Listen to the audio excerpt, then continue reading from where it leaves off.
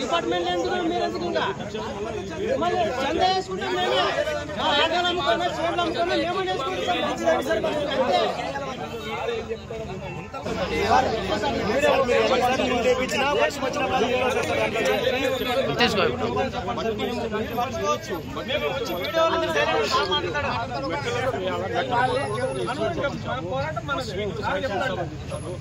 ఇప్పుడు ప్రస్తుతానికి ఇబ్బంది లేకుండా నీళ్ళని తీర్చేస్తారు.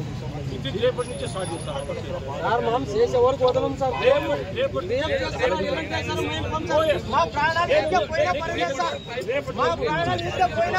వదిలేదంటే లేదు లేదు వదలము. అక్కడెక్కడ ఉన్న వాటిని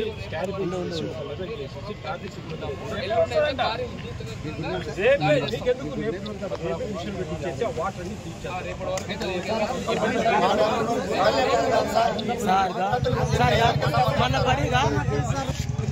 అంబులెన్స్ రావాలన్నా టయానికి అంబులెన్స్ మా నాగనాథ్ సార్ మాది సమయానికి అంబులెన్స్ ఫోన్ చేశారు. నైట్ టైంలో మనం రాము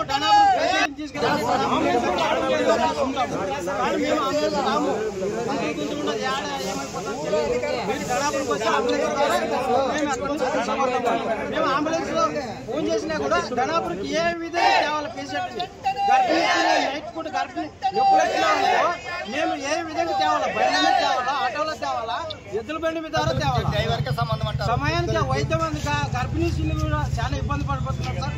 మాకు ప్రభుత్వం ఎంతైనా స్పందించి రోడ్డు వేయాలి. లేకపోతే మేము కూడా కూర్చుంటాం సార్. మాకు రోడ్ వేసే వరకు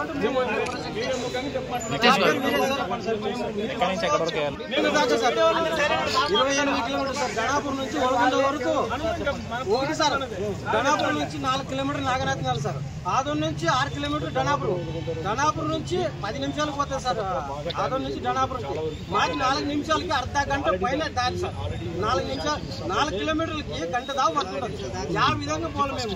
మేమేమన్నా గవర్నమెంట్ ట్యాక్సులు కట్టడం లేదా, ఇన్సూరెన్స్లు కట్టడం లేదా, ఓట్లు వేయడం లేదా?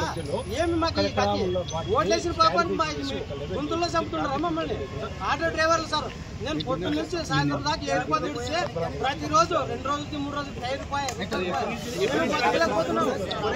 సమయానికి సార్ మీరు వదిలేసాడు. మేమైనా చేసుకుంటాం, మా ఆశ్రమైనా చేసుకుంటాం. సంపాదించిన 300 కూడా మా భార్య